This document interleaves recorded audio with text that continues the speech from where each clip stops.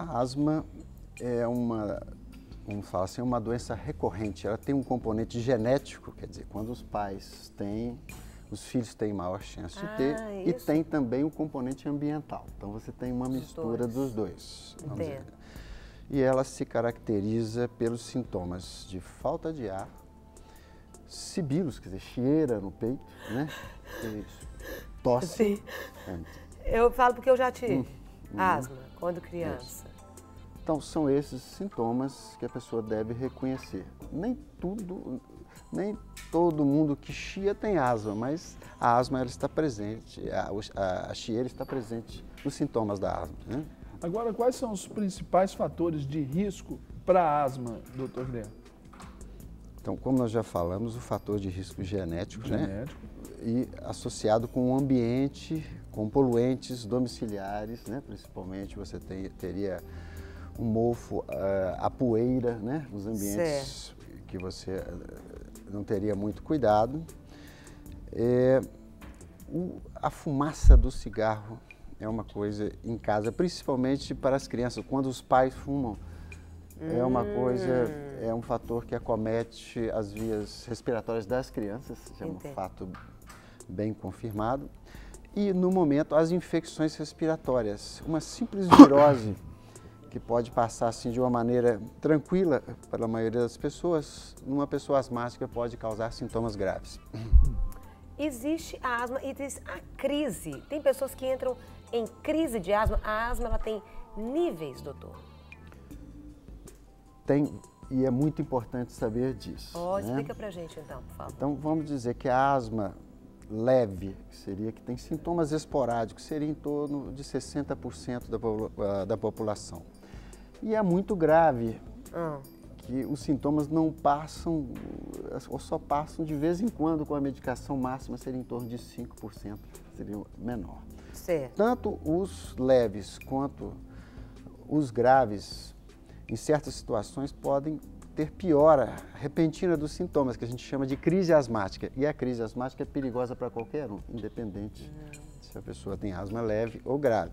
E aí eu aconselhava procurar um serviço médico o mais rápido possível, para não deixar essa crise ficar grave a ponto de se tornar um risco de vida.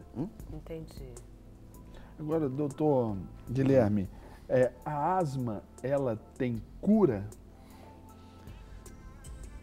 Quando a gente fala assim, você vai usar uma medicação e tem cura, nunca mais vai ter, não tem, mas a gente tem controle da maioria dos asmáticos que praticamente ele cura, ele fica sem sintomas, se você olhar por essa via. Então a gente tem realmente de saber qual grau que você me perguntou, né? E fazer o tratamento adequado, que na maioria das vezes são por medicações inalatórias anti-inflamatórias, que produzem um controle dos sintomas muito bom na maioria dos asmáticos.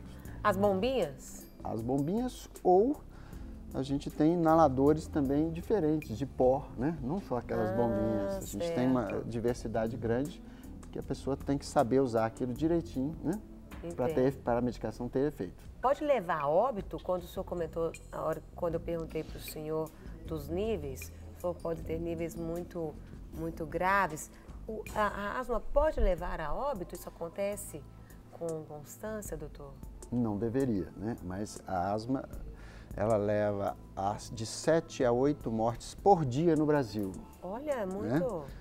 E principalmente, que eu acho importante relatar, em pacientes idosos. Os pacientes idosos têm crises asmáticas mais graves que podem levar ao óbito. Isso é pouco reconhecido. Entendi. Agora, doutor Guilherme, a gente pensar aí, né, hoje a gente vê aí os números crescentes de pessoas que adotam os seus pets, os animais aí, e tem alguma correlação entre o animal e a asma? Os cãezinhos, por exemplo? Vamos falar de pesquisas entre cãezinhos e gatos. Se a pessoa tiver uma alergia clara ao pelo de um dos animais, assim, aí certamente tem que se tomar todas as medidas de afastar o animal, né? E talvez até de vacinas específicas, né, nesse caso. Mas, no geral, não se nota uma grande diferença quanto aos pets e aos gatos, por exemplo, vou falar assim com os cachorros e gatos, no aumento da incidência de asma das pessoas que não são especificamente alérgicas a eles, que seria a minoria das pessoas. Isso eu poderia incluir também os bichinhos de pelúcia? Cortinas, cortina, tapetes. Isso não. Essa é uma outra coisa que todo asmático deveria evitar, né? Eu estou falando assim de pesquisa. Então, às vezes um sofá de exato, tecido também. Sofá, bichinhos de pelúcia, eles acumulam muito ácaro. É lógico que um cachorrinho que vai aumentar o ácaro. Então você tem uma outra visão. Então é o ideal que a casa fique clean, né? Sem esses acúmulos. Ok.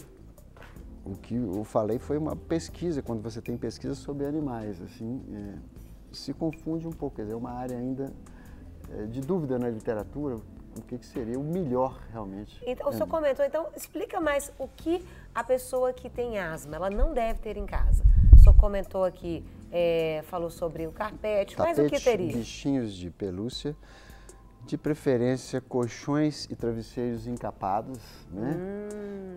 E evitar, se tiver animal, evitar que ele fique no quarto ou durma no quarto, que ele fique em outros ambientes. Em outro ambiente. E que, nesse caso, a limpeza seja feita, não varrer, para levantar aquela poeira, mas com pano molhado. Então, seriam esses os cuidados básicos. Para receber todas as novidades do canal, inscreva-se. E se curtir o vídeo, clique em gostei. Aproveite para acompanhar a Rede Super nas redes sociais.